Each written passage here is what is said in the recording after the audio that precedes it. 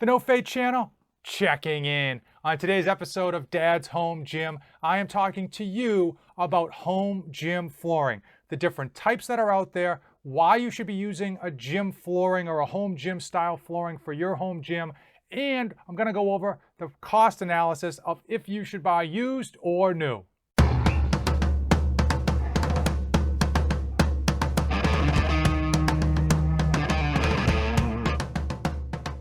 On this series, I cover a home gym topic on every episode. If you're like me, I'm a dad. If you're a mom, if you're just simply busy, you have a home gym of some sort. Some people work out only exclusively at their home because they don't have the time to go to a gym. Some people use it as basically as a stopgap measure for the times where they're too busy to get to their local gym. And some people just have it there to break glass in case of emergency when things get crazy. The kids are sick. You've got that big deadline due at work, and you have to squeeze in a quick workout. And the time it takes you to actually get to the gym and back is the only time you even have to work out. And that's why you have a home gym. So that's why we kind of have this series to help you get ideas not only to improve your home gym, but to make sure that you're using your home gym. So many people have a lot of home gym equipment, and it's just holding on to laundry. People never use it. They forget about it. They don't even bother to clean it. And the reality is, if you have a home gym, unless you're actively going to your local gym, you want to make sure you're taking advantage of and making the most out of your home gym. So today, we're going to talk about home gym flooring.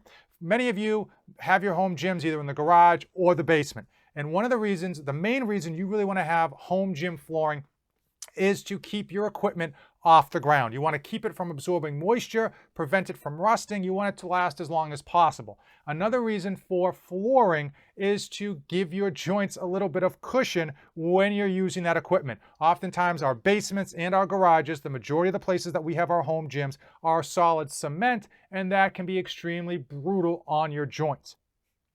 Another reason we want to make sure that we have home gym flooring is to prevent damage, right? So even if you have a generic cement floor in your basement or your garage, you don't want to be chipping up your cement floor. Also, more importantly, you don't want to be damaging whatever piece of equipment you have. It could be a kettlebell, it could be plates, it could be dumbbells. If you're dropping them or even letting them go, you think you're close to the ground, but you're a couple inches off and you let them go, you could be damaging them. Again, you want your equipment to last as long as possible, and you want to keep your floors as nice as possible. Another reason to make sure you're using home gym flooring. So I would say there's so many different kinds of home gym flooring out there, and they all range in prices and in new versus used. So let's just quickly talk about those of you who only have a home gym, break glass in case of emergency. Okay, you're on a budget, you hardly ever use your home gym, and frankly, it's probably holding up more laundry than you would like to admit. And for those situations, you want to get something like this. Okay, this is probably the cheapest version you can get.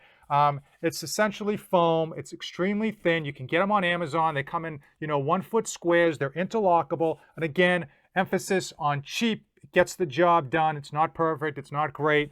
If you were to use your home gym every day consistently, these things would probably wear out very quickly. But if you only use them occasionally, then these are going to last you quite a while. I will drop an Amazon affiliate link in the description below to these mats. And again, you can buy like sections at a time. And of course, the bigger your home gym, the more sections you'll need. But again, pretty versatile, and you're getting your money's worth because they don't cost that much. And I would say if you were going to be using your home gym consistently, or if you're just not worried about price, but you want something that's going to last, one of those, set it up and then forget about it because it's going to be good to go, you want to go with hard rubber flooring.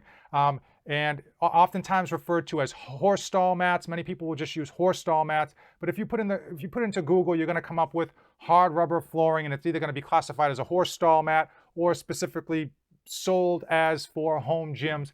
Either way, it's the same thing. It's 1/2 inch to 3/4 of an inch of simply solid, very hard carbonized rubber. Okay, it weighs a ton.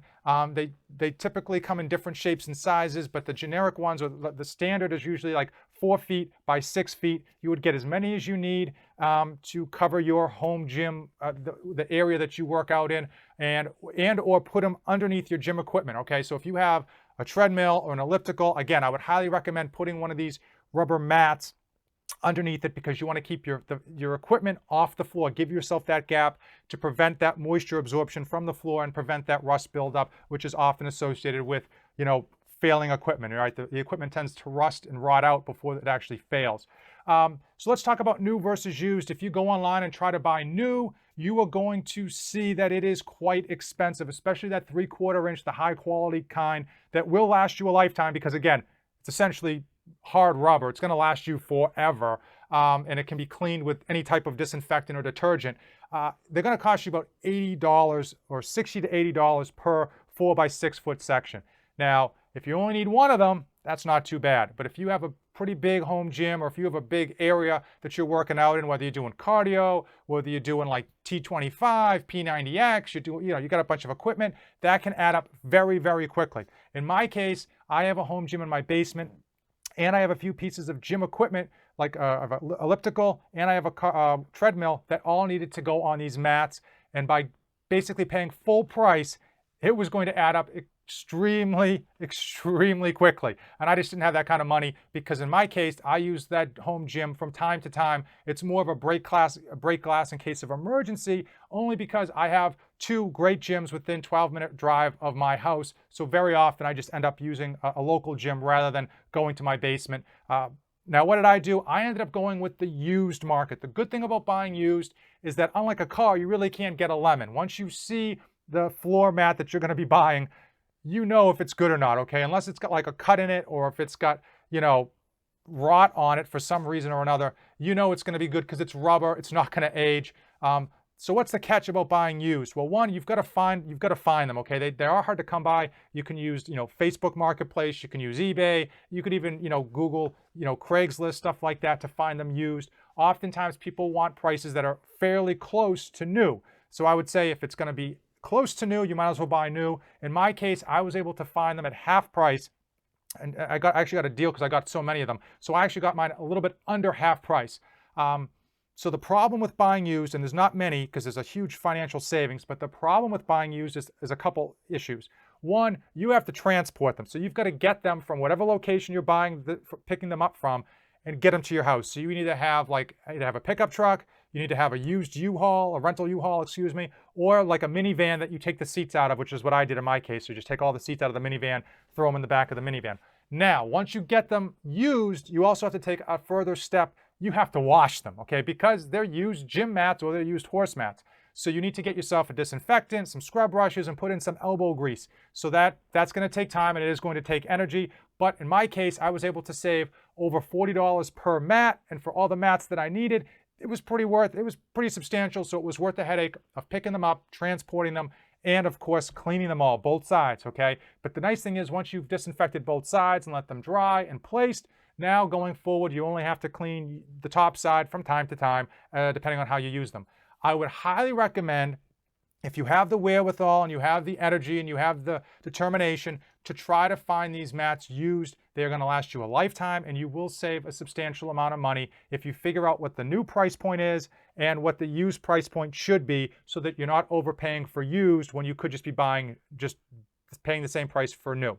Again, you're going to save a huge amount of money by going the used route and hopefully only incurring a slight amount of headache to have to transport them and clean them. Again, you can go with the cheap route. This is not a bad option, especially if you don't use your home gym that often, or if you're only doing some very mild workouts on your gym, like, sit-ups, crunches, yoga, something like that. A soft, mat like this is probably going to get the job done at a very reasonable rate.